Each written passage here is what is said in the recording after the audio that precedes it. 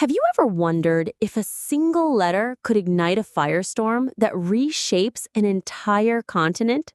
That's exactly what happened when Donald Trump fired off a direct warning to Canadian Prime Minister Mark Carney, slapping a 35% tariff threat on everything crossing the border, and hinting it could climb even higher if push came to shove.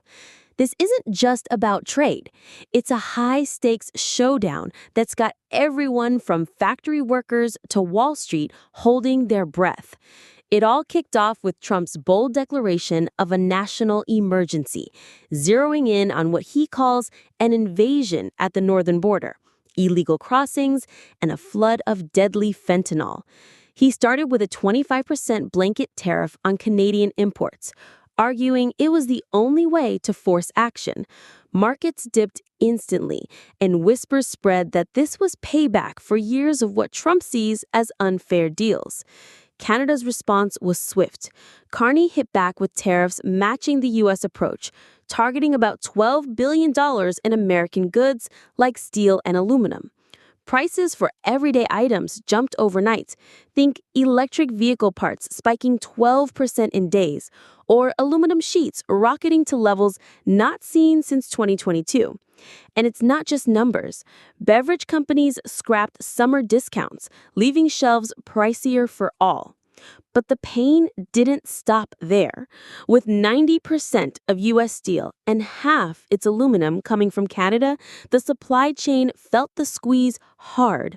Cold-rolled steel for pickup trucks and EVs shot up by $200 per ton, hitting an unprecedented peak. In the aluminum world, premiums in the Midwest surged 54%, pushing costs for everything from battery foils to cola cans into overdrive. Experts are buzzing that if these tariffs dig in, an extra $70 per pound could cascade through industries, forcing food producers to hike prices or slash output. One Montreal beverage maker vented that can costs leaped 27% in 3 months, turning even bottled water into a luxury. This chain reaction isn't isolated.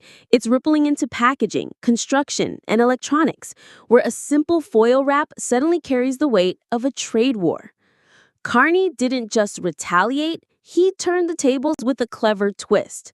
To spotlight Canada's edge, he mandated detailed carbon passports for every ton of steel, tracking emissions from mine to furnace, proving 94% of production runs on clean hydroelectric power.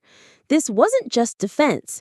It was a strategic jab, positioning Canada as the go-to for eco-friendly materials in a world going green.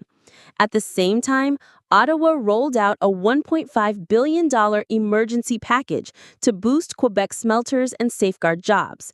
But pressure mounted fast. The Canadian Aluminum Association flagged that credit demands were already maxing out budgets, warning cash flows could dry up by winter if U.S. tariffs hit 50%. Carney's firm stance echoed aloud. We will not back down.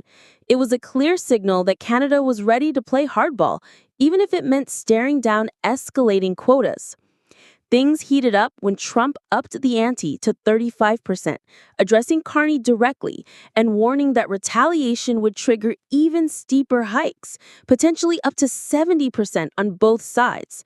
Ottawa fired back with threats of additional tariffs on U.S. steel and strict import limits, making it clear they were prepared for a prolonged fight. The North American market turned tense, with investors freezing as prices for motors, vehicles, and basics climbed.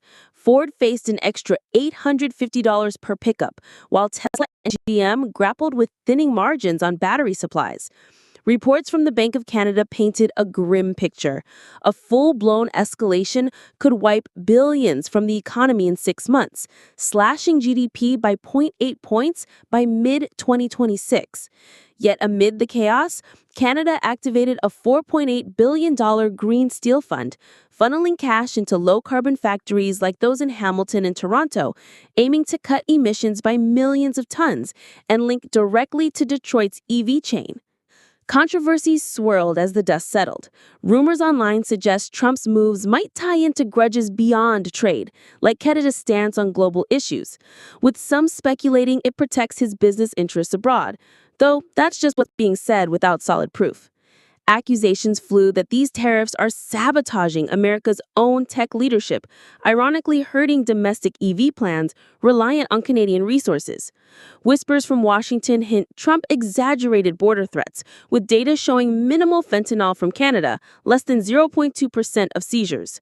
On the flip side, critics in Ottawa question if Carney's bold threats are sustainable, given the intertwined economies where Canada takes a fifth of U.S. steel exports.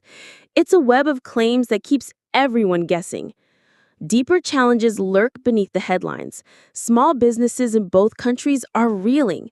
Canadian factories forced to rethink production. U.S. automakers absorbing 70% of cost hikes to avoid sales slumps. Untold stories emerge of workers in Quebec facing layoffs as plants strain under the pressure, or Detroit hubs scrambling for alternatives. Samsung's Indiana lines reported big jumps in battery material costs, while Rivian and Ultium stayed mum about price hikes, but admitted razor-thin profits ahead. Economists warn this is just the opener. If negotiations flop, sectors from agriculture to pharma could collapse in a domino effect, dragging billions more into the fray. Who blinks first in this standoff? Trump's team holds massive leverage with America's market size, but Carney's armored up with green tech and resolve, turning defense into opportunity. Rumors swirl of back-channel talks, yet speculation mounts that without a deal, this could spiral into an endless cycle of hikes. It's a reminder that borders aren't just lines on a map, they're lifelines, and one wrong move could redefine them forever. What do you think happens next?